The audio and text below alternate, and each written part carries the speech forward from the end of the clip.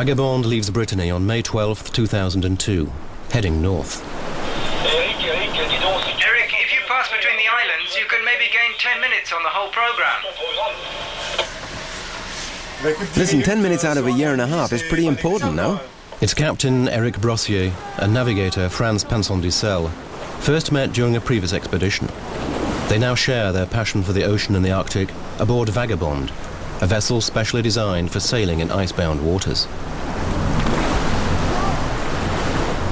Fascinated by the frozen northern wastes, for over 3 years they have been preparing an expedition that no sailing ship has ever accomplished, joining the Atlantic and the Pacific in a single summer, sailing the Russian coastline without an icebreaker.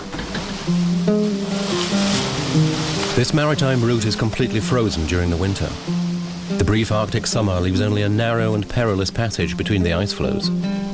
Almost 7,000 kilometers long, it has challenged Europe's mariners for centuries. It could have enabled commerce with Asia without risking the Spanish-controlled southern seas, or the overland route dominated by the Turks. But the various attempts to conquer the northern route have left dozens of vessels stranded and crushed in the ice, with hundreds of sailors perishing from cold, hunger, or scurvy.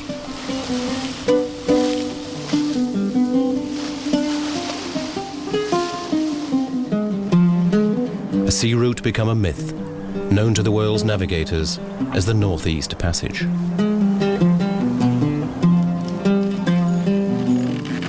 Two other crew members accompany Eric and Franz for the expedition. Gérard Guérin, a seasoned adventurer haunted by the polar regions, and Karen Mulders, a Dutch researcher studying the peoples of the North. Vagabond sails up the Norwegian coast for a month, heading for the Russian port of Murmansk. This first stopover is crucial for the expedition's success. The Russian government's permission to sail along the coast of Siberia is extremely difficult to obtain. We are still not sure that this adventure, dreamed of and prepared for so long, can even begin.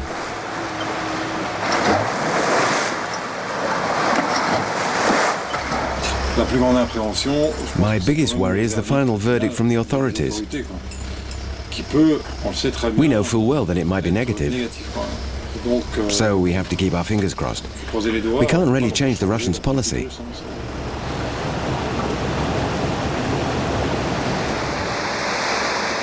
We cross the Arctic Circle, pass the North Cape, and arrive at Murmansk in the Bering Sea, the gateway to the Northeast Passage.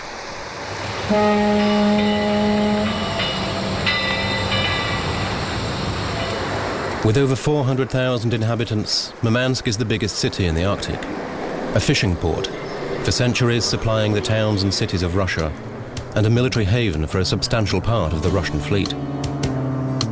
Submarines and battleships dock side by side with icebreakers, cargo ships and trawlers. Merchant ships and tankers gather here to form convoys before setting out into the Northeast Passage, escorted by an icebreaker. This is by far the shortest sea route from Europe to the Pacific, but it has gradually been neglected since the end of the Soviet Empire. Проспекты, улицы пусты, и в доме тоже ни души. Ну а душа как пустота, и за душою ни гроша. After 2 weeks and with no news of the permits, Eric decides to go to Moscow, hoping to get things moving at the various ministries involved. The crew stays on board, making the final preparations. Vagabond has to be ready to face every eventuality, even the possibility of a whole winter stuck in the ice. The fate of every sailing ship that has previously taken this route. Success depends largely on careful planning and provision. Gérard is the ship's mechanic. He has also lived with the Inuits in Canada and in Lapland and Greenland. He has experience of travelling by dog sled and has frequently undergone the extreme conditions of Arctic life.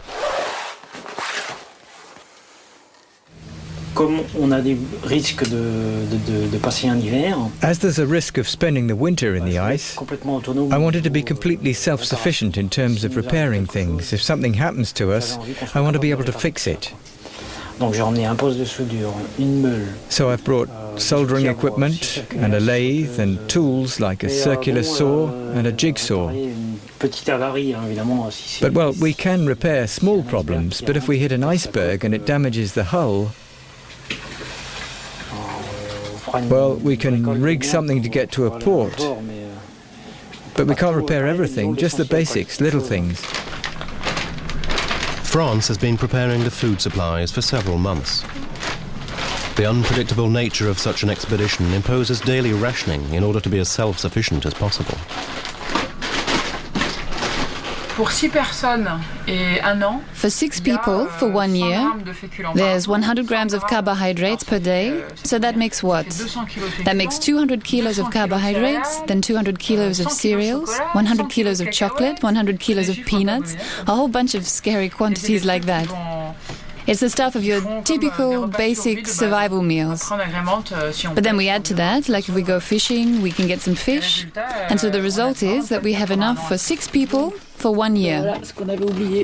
So what we forgot is the cauliflowers. I thought they would keep all right, but apparently not. Karen has lived in Russia before and is aware of the difficulties. She speaks the language and so acts as the crew's interpreter, enabling us to communicate with the local authorities and press, greatly intrigued by the ship and its unusual destination.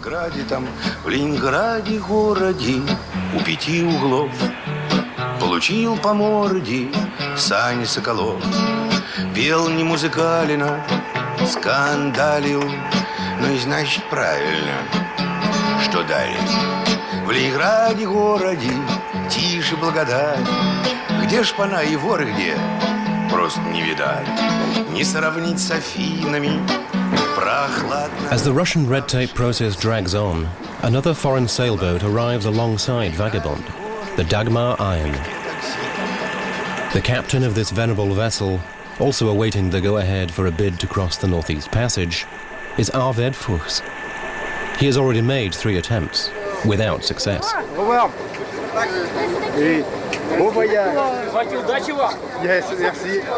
And so there are 2 challenges this year.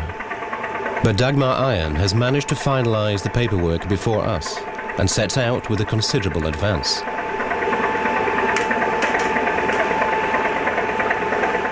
The waiting seems endless, but finally Eric returns from Moscow and the final formalities are cleared up. How thick is this? It is only on July 30th, after 6 weeks of persistence and patience, that Vagabond and her crew are authorized to set out to sea.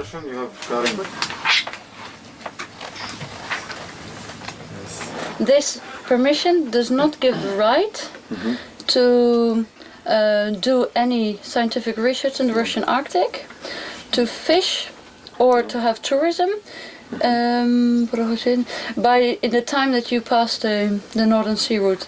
Wow.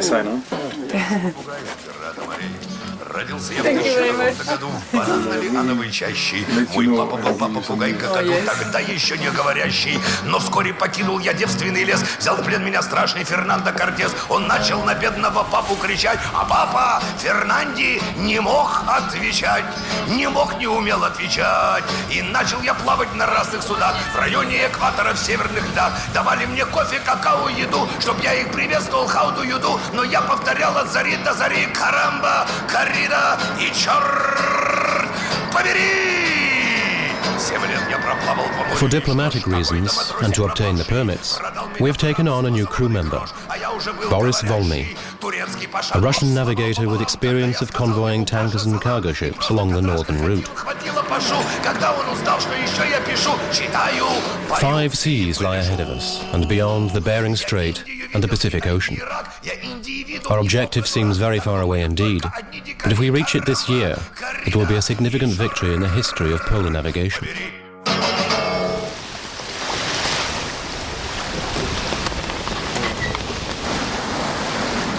Our chances of success depend on the ice pack and floes. If the ice is too thick, we shall spend the winter like our predecessors. Our fate hangs on the climatic conditions we encounter.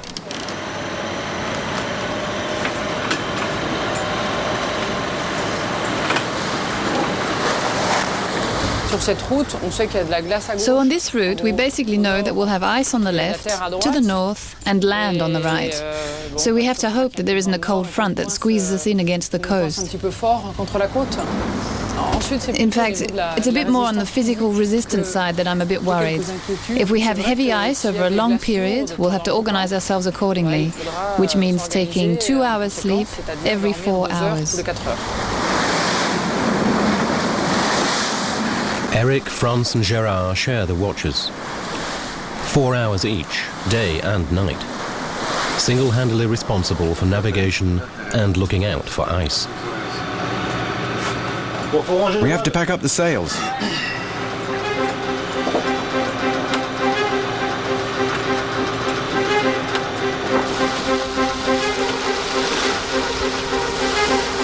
Five days out, we reach the Kara Sea, and for the first time are confronted with drifting ice floes. From now on, we have to be twice as vigilant in slaloming between the sheets of ice and avoiding a collision. A high-speed impact could seriously damage the hull and prove fatal to Vagabond. Fortunately, the constant Arctic summer daylight enables us to survey the ice more easily.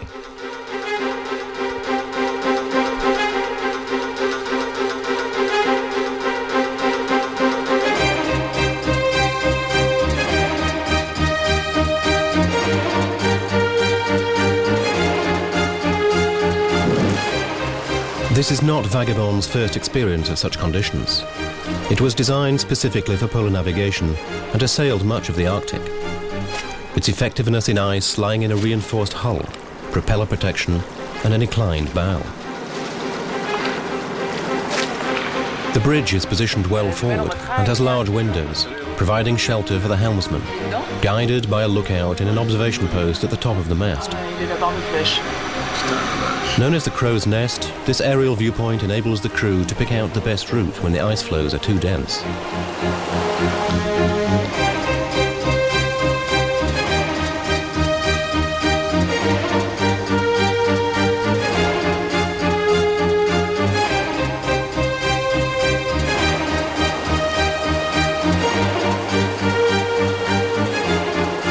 Just 2 weeks before, entering the Kara Sea would have been extremely difficult. Satellite maps showing concentrated pack ice indicated that the Kara Strait was totally blocked. Once we have passed the strait, however, the sea is ice-free, and we make good progress as far as Dixon, the first of our 3 authorized stopovers. It is here that we catch up with the Dagmar Iron. It's a real Russian town, a real Soviet town. I've read and people have told me that it's a really desolate town, and it is really desolate. Not a lot of people want to stay here. Everything is black, there's a lot of coal, and the wind blows the coal dust everywhere. The whole town is black, and everything's broken, but the people are very friendly. Dixon is a small town in the province of Taimyr, and formerly one of the main stages along the maritime route for tankers and cargo boats following the northern Russian coast. But since the fall of the Soviet Union, the route has been largely abandoned and convoys are now increasingly rare. Dixon is a symbol of this decline. 10 years ago, 6,000 people lived here. Today, there are barely 1,200.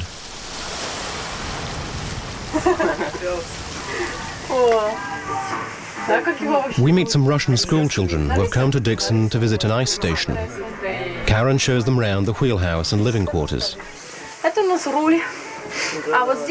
This is the tiller, the radar, and the GPS. Do you know about GPS? It gives our position. This is the computer with all the marine maps.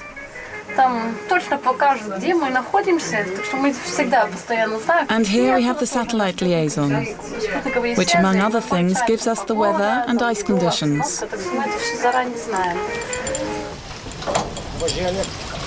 After Dixon, the next scheduled stop is Tixi, but we don't know if this will be in 1 week or in 1 year, after a winter spent in the pack ice. Karen is unwell and prefers to disembark here. Boris will now be the only translator on board.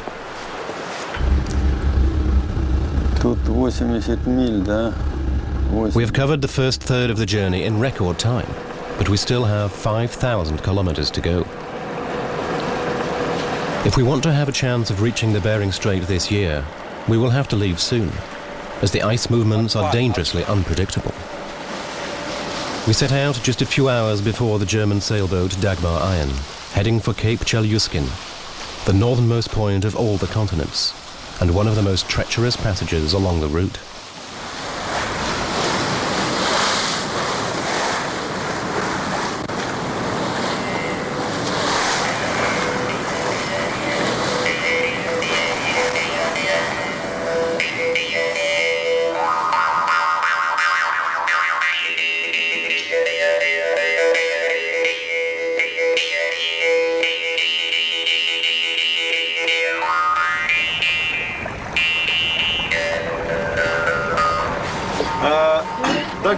Dagmar, this is Vagabond, Dagmar, this is Vagabond on 16.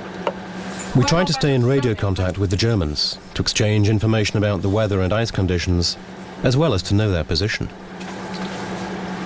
There, look, over there, you see, just after the headland, on the right, over there. I don't see any headland, and from here I can't even see the horizon. Yeah, you see the headland there.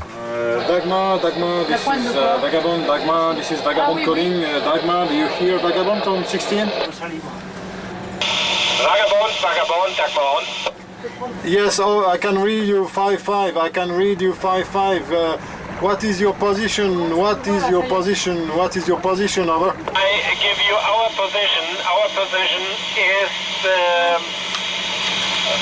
76 degrees 3.4.9 minutes north and 097 degrees 32.2 east. We are anchoring on the west side of the Tuvova Island. What are your plans right now? Over.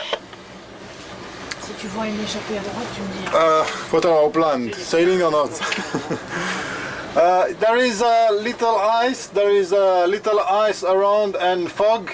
We were planning to shelter further east along the coast. We are probably waiting for fog to go away. We're waiting for fog to go away. Over. Roger, so we are sheltering here behind the island. Did you get the message from Murmansk that they asked us to wait for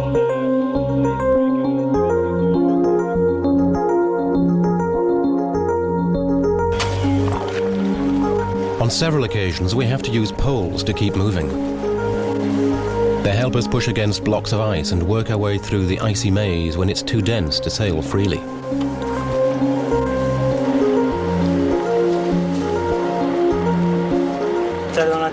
You think you're seeing small blocks, but in fact they're big blocks, they're huge blocks. I don't see anything. It's an ice flow, and it breaks off like that. But if we go a little to the left, we can go round it. And do you think it's there, far ahead? I'm not sure now, we've changed position. Seriously, I can see the open sea there. But in my opinion, we have to get a better look. We can get disoriented so quickly, and particularly heading right all the time. I know, but when there's a big block like that, what can we do? We can't hit it. Yeah, I know. If it's 500 meters long, we can't break it.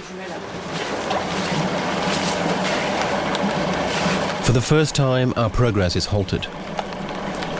The best solution in this case is to wait for favorable winds and currents to disperse the ice. But the authorities in Murmansk are concerned. They ask us and the Germans not far behind to wait for the arrival of an icebreaker accompanying the season's first cargo ships.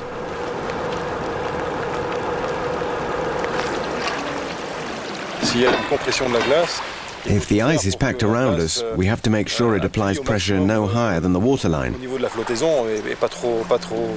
and not too high up the boat, because the hull is conceived to deal with the compression, but not the upper part of the boat. After that, in the worst case, if the ice pressure does seem to be too much for the boat, we'll prepare to evacuate.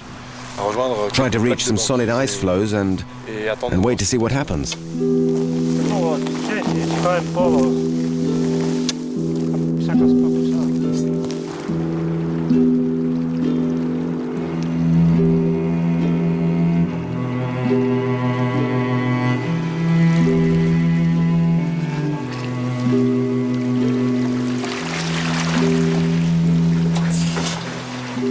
Let's go and get some warm clothes to survive the winter.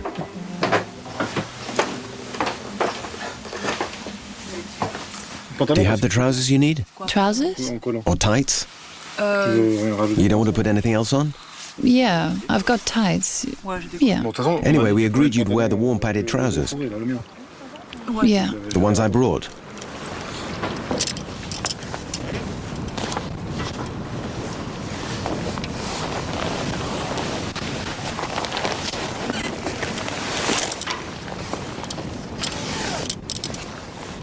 It looks like it's clearing.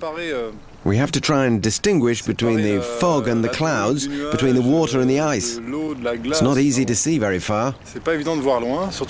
All the ice here in Siberia is really flat and thin. It's this year's ice, but it looks navigable. Let's start up the motor again. Without any news of the icebreaker, no doubt still far behind us, and despite the recommendations from Murmansk, we decide to forge ahead.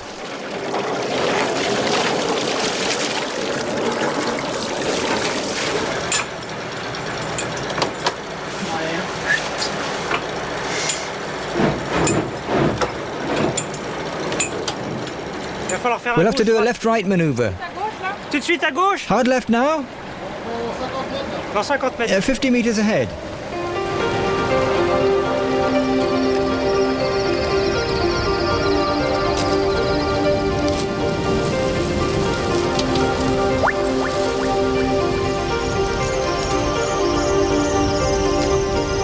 The Vagabond's hull is built according to the same principles as an icebreaker. A raised and flat bottom enables the ship to mount the pack ice. It is then the weight of the vessel itself that breaks the ice and allows it to continue.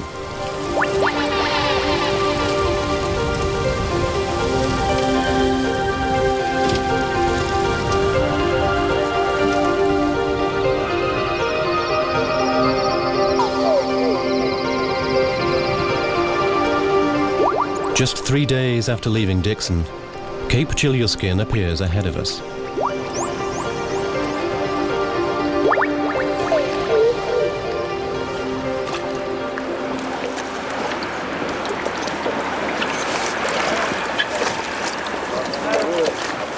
Apart from a few ships that passed during the brief summer, the only other access here is by helicopter.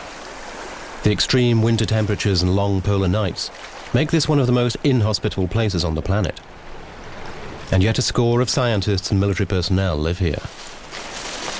Often considered to be the key to the Northeast Passage, the Cape is the northernmost point in Asia, and often the last to thaw. It's incredible. Incredible. There's no ice. They've put a few bits out for us as decoration. But we were advised to wait for the convoys, and they passed a few hours after us. And the Dagmar, the German boat, arrived a few hours after us too. It's a pretty good day for us. We've made fantastic progress for the expedition. Now the Germans are going.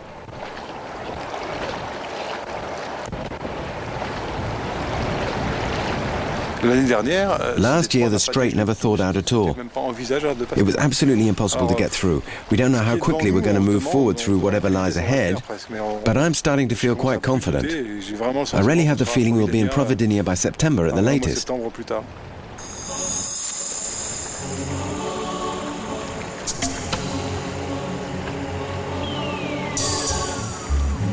Are we perhaps going to be blessed by an exceptional summer that will enable us to reach the Bering Strait before it ends? We would like to think so, but we are barely beginning the second half of the journey, and it is too early to tell. A strong current could easily transform the open sea into an ice field and block any further progress.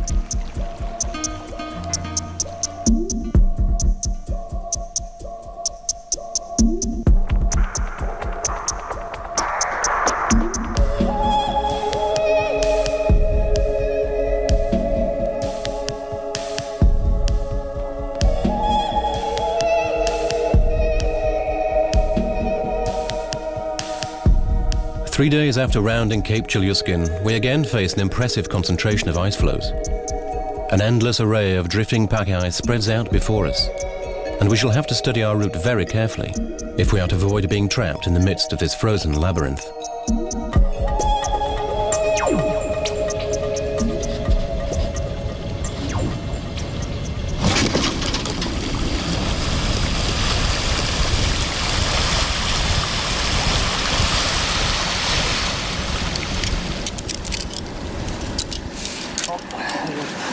Gerard climbs up the mast, and his indications help Franz at the helm to steer clear of the deadly ice traps. Boris and Eric try to sleep. If the situation is unchanged, in just a few hours it will be their turn to battle with the bergs and ice sheets. Is it the same all across the horizon? There's nothing blocking us? Are you talking into the mic? If we go right, we'll be blocked. If we go left, we'll be blocked. No, it's not very clear. Over a 90-degree angle, it's relatively clear at the moment. Well, keep heading south. Okay. Block to the left, block to the right.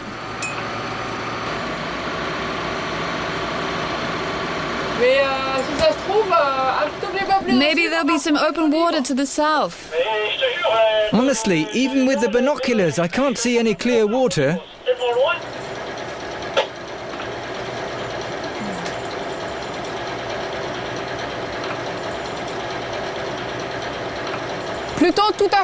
Should I head straight for it? Or is it better to go just a little bit left? Huh? Yes, but straight? Just a little to the left of the big block? Try to go straight ahead. There are some small chunks we'll have to push. Okay.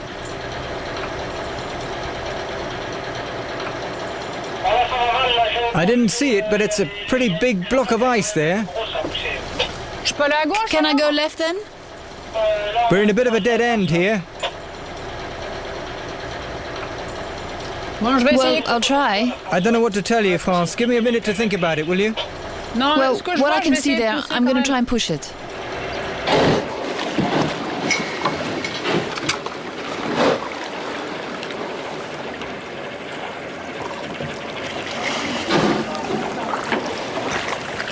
That ice floe there is pretty big. Yes, but all I have to do is give it a push. I'm going to give it a push with the pole here and see what happens.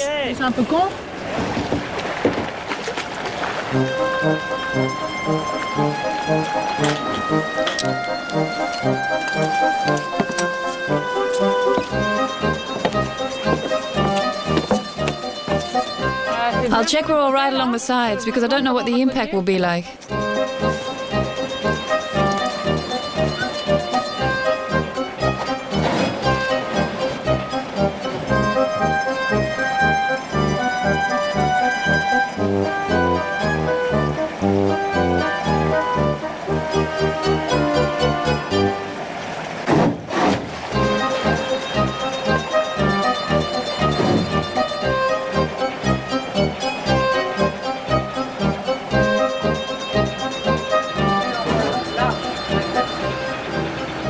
It's hard to sleep when the boat hits against the ice. The crew are exhausted. Navigation requires constant concentration. The presence of a second person during the watches is indispensable. They manage to sleep just 2 hours in every 4. Have a good sleep. For us, it's time to get up now.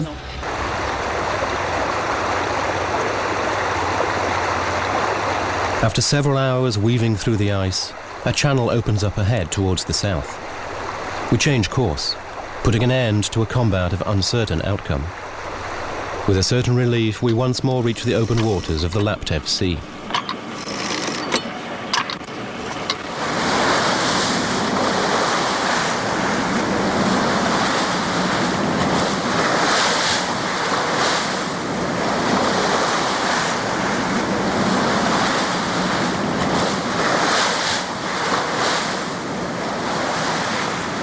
This morning is strange because we're in the shallows here. It's very shallow.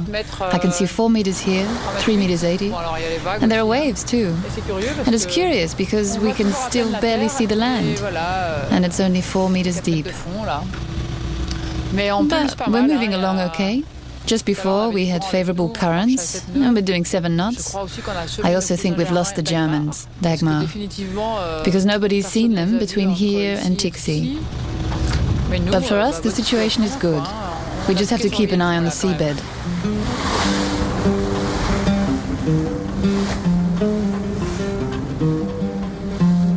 Five days after leaving Cape Chelyuskin, we reached Tixi, the third and final stopover before reaching the Bering Strait. Vagabond is one of the first foreign ships authorized to sail this route since the fall of the Soviet Union. Each halt is the scene of interminable discussions with coast guards unaccustomed with the procedures involved in such cases. У меня даже под вопросом 5 стоит разрешение ФПС номер 5 у вас даже. У меня записано. Это не я писал, это матрос писал, он не мог придумать. У него фантазии не хватит. У нас это разрешение. У кого-то лежит, наверное, это разрешение, но не у нас, оно где-то лежит в пограничной службе. Все, что у нас есть, мы вам показали. Капитан, наверное, начальник заставы. Я понимаю. Boris, our interpreter and ice pilot, knows the ins and outs of Russian administration very well and proves remarkably effective. Просто идет уже проверка, как мы работаем.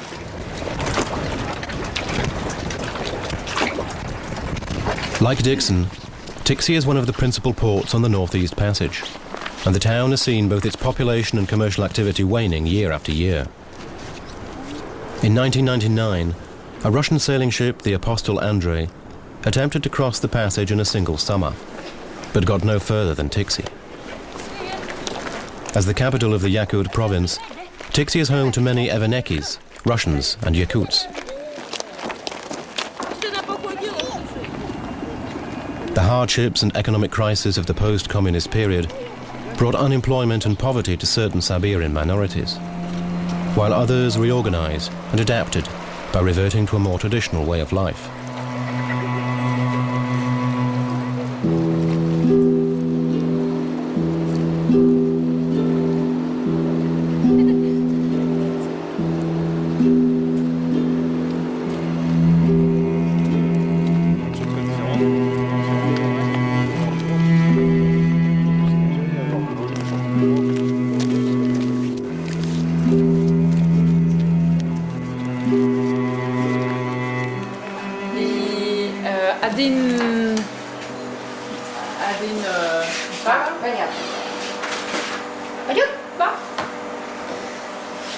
Supply points are rare, and we are still not certain we can avoid wintering in the ice.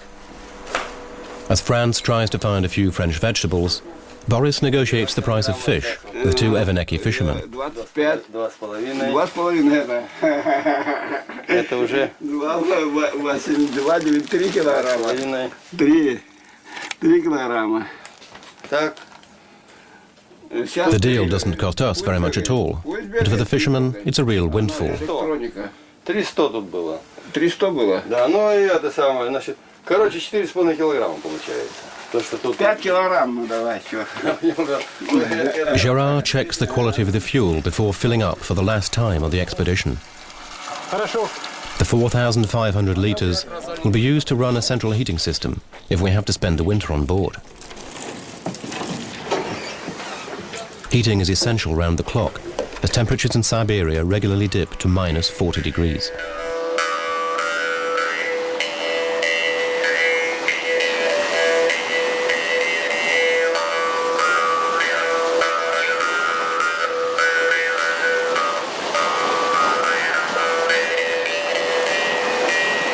After 3 weeks at sea since Murmansk, we set out on the last third of the journey. Our dream of reaching Bering is now a tangible reality. But we must never forget that some of our predecessors have been thwarted just days before reaching the Bering Strait.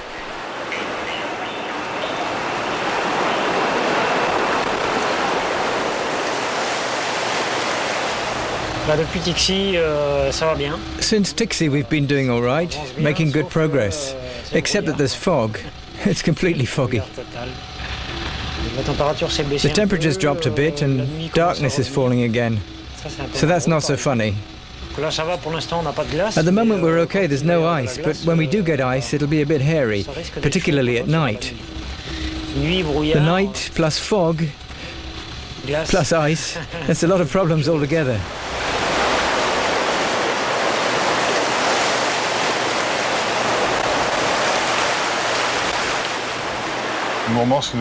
Murmansk advised us not to delay, not to hang around in Tixi because a load of ice was apparently heading for the zone we're arriving in now. But for the moment we don't have confirmation of that, either from Murmansk, from what we can see, or from anywhere else.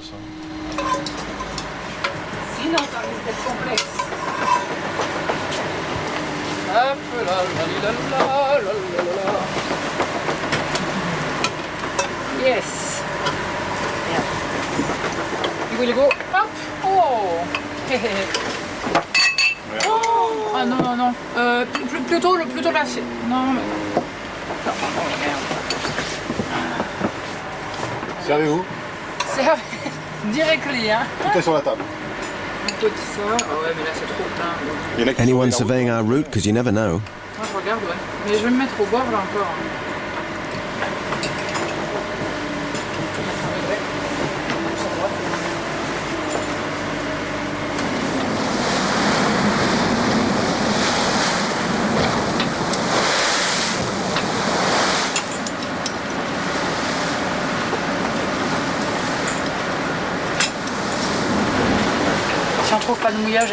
If we don't find a mooring and there's the likelihood of ice, then we're in trouble.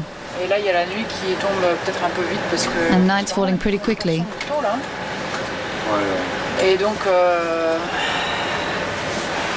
And there's this main sail that is not on top form that we have to get down. Watch out. Yes. Night falls, the swell is heavy, and the main sail will not unfurl. It's impossible to haul it down in the violent winds. Vigilance is vital, and we pray that there is not too much ice in our path. Go ahead, pass on the other side. Okay, watch out for your fingers. No, attach it first. Fix it, or you're going to hurt yourself. Okay, go ahead. As Gerard tackles the main sail, Eric tries to contact the Dagmar Iron. In vain. We've had no news for a week now, and don't even know if they're ahead of us or behind us. Dagmar on, Dagmar on, Dagmar on, Dagmar on. This is Vagabond. Dagmar on, Dagmar on, Dagmar on, Vagabond.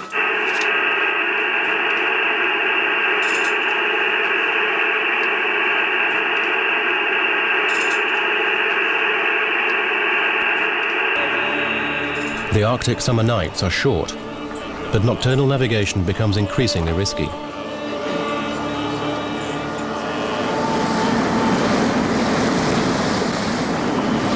Vagabond arrives in the Chukot Sea. It was here in 1879 that the Jeannette, skippered by George Washington de Long, was blocked in the ice before drifting for 2 years and foundering off the New Siberian Islands. The strait here now bears his name.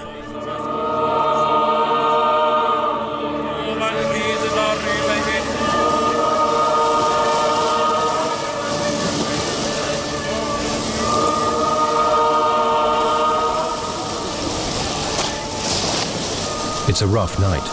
The wind, the waves and the darkness make navigation among the ice floes very dangerous.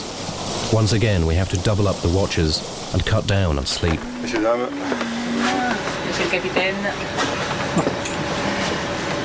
There's some ice on the coast and no more swell. Not bad, huh? I was going to say for sleeping it's perfect. So, if you've only slept when there's been no waves, you can't have slept much because it's not been long since there weren't any. Is that ice out there or a boat? A small white blotch on the ice draws Gerard's attention. As we draw closer, we discover a polar bear. We're surprised to find one at sea so far from the coast. The Arctic's largest predator has no fear of man, and indeed will often attack. They hunt walruses and white whales. Capable of surviving in the most extreme conditions, they can swim underwater for up to 2 minutes and as far as 100 kilometers from the coast.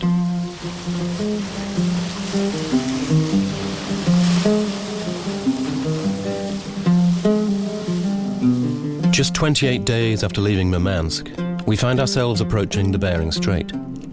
We had never imagined we would travel so far so fast. If the ice does not now decide to block us, we shall reach our objective in just a few days.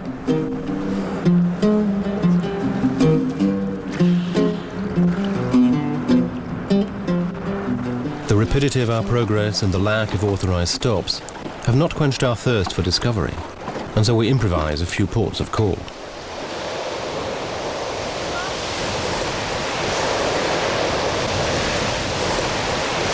A stranded Canadian vessel reminds us that conditions here are not always so clement.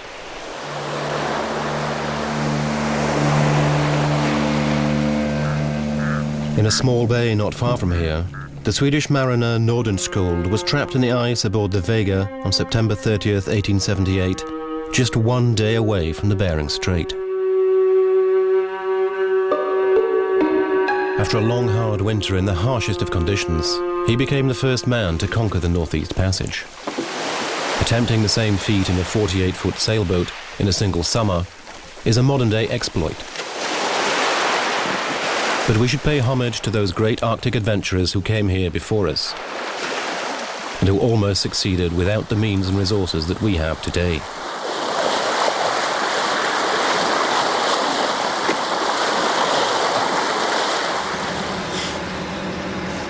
Try to look out for ice ahead. Air temperature.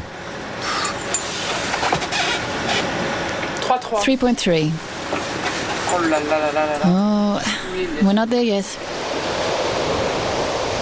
As we pass close to the coast, we notice a small village and are sorely tempted to stop.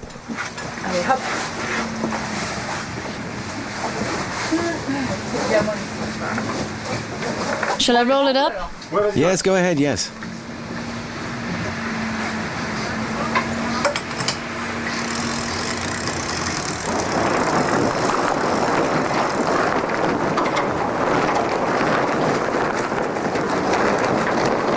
But Boris is worried about an unscheduled halt, feeling a certain responsibility to the authorities that issued our permits.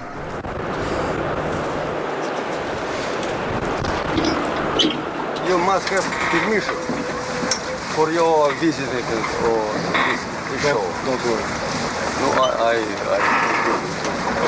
I know your position. If you want to stay here, then please, we can stay till morning and then wake up and can go to eat. Please, but impossible to visit without permission.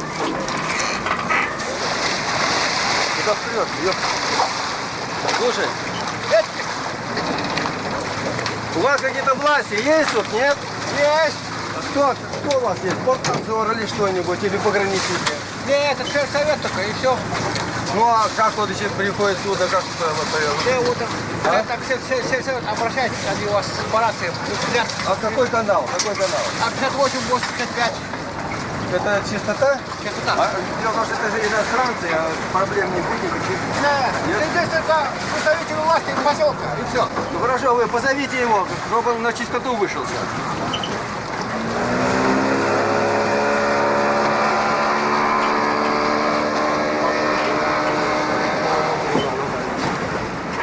Captain, a delegation on the way. Their fishing boat is full, and not with fish.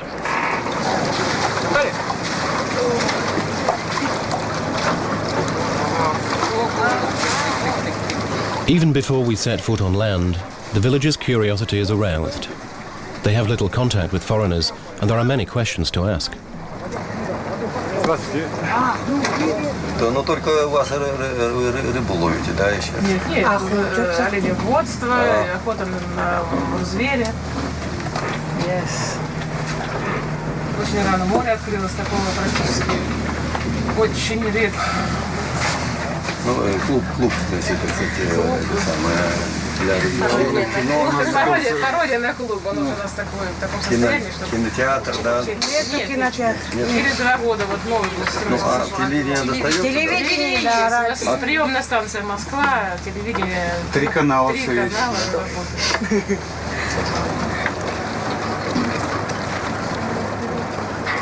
Situated in eastern Siberia, in the Chukotka province, the village of Nyeshkan is home to around 600 people, most of them Chukots. The Chukots resisted the Cossack armies for a long time, and were the last native Siberians to submit to Russian law.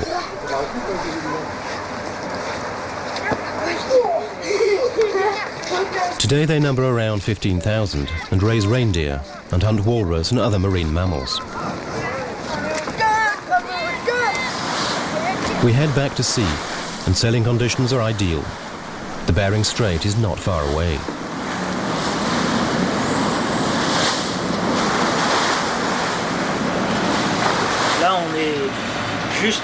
Well, here we're close to the entrance to the Bering Strait. It's a very emotional moment for me, because the Bering is the Cape Horn of the Arctic. The sea is often very rough here. Access is very difficult. Anyway, I'm not a fan of rough seas. I'm much happier in calm seas, frankly. I'm not really apprehensive, but I'll be happier if the sea's calm. We've been sailing in the glacial Arctic Ocean for 4 weeks. We have crossed 5 seas and sailed the length of the Siberian coast from west to east. At last we stand at the gateway to the Pacific Ocean, just a few kilometers from Alaska. If things don't get any smoother, we'd be better heading into the bay and taking down the mainsail. Because if it's already windy over the Cape, it'll be much worse ahead. For now, we're trying to sail close to the wind to get into the bay. We can't do better for the moment.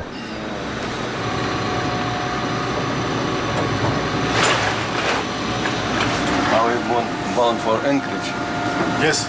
Yes. Shall we go ashore? I don't know. I must inform. Yes, about but it. first we find a place and then we see. But we cannot go to Bering with a strong south wind.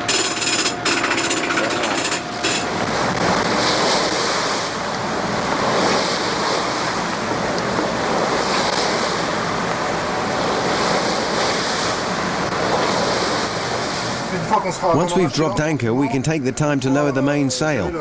I think if it takes 3 of us to lower it, it'll be better that way. We are just 1 hour away from the Bering Strait. Crossing it will symbolize our success, but the wind is too strong, and we have to take shelter near the village of Wellen. The winding gear has not been repaired, and we haul down the main sail to avoid any problems with the bad weather.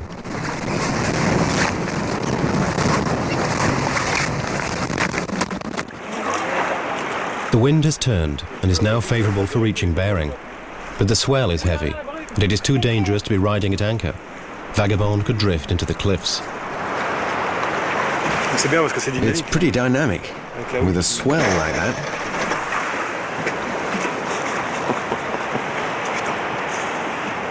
But I don't think we should hang around.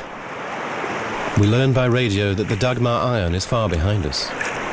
We thought we may cross the Bering Strait together, but waiting for them may be more dangerous than sailing on.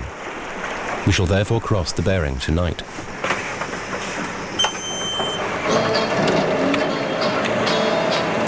В ресторане по стенкам висят тут и там 3 медведя, заколотый витязь. За столом одиноко сидит капитан.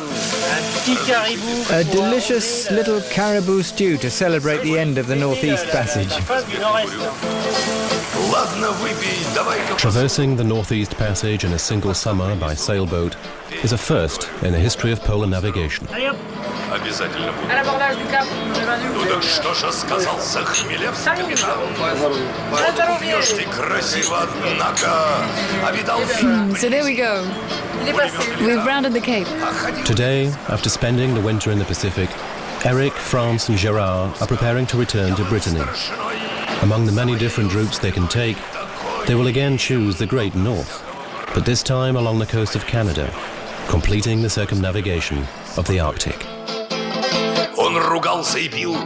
Он спросил про отца, и кричал он, уставясь на блюдо: «Я полжизни отдал за тебя, подлеца, а ты жизнь прожигаешь под Иуда. А винтовку тебе, а послать тебя в бой, а ты водку тут хлещешь со мною.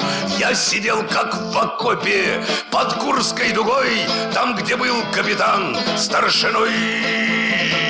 Он все больше хмелел. Я за ним по пятам. Только в самом конце разговора я видел его. Я за моею спиной, чтоб жилось тебе, парень, спокойно. Он ругался и пил. Он спросил про отца, и кричал он, уставясь на блюдо: «Я полжизни отдал за тебя, подлеца, а ты жизнь прожигаешь под Иуда».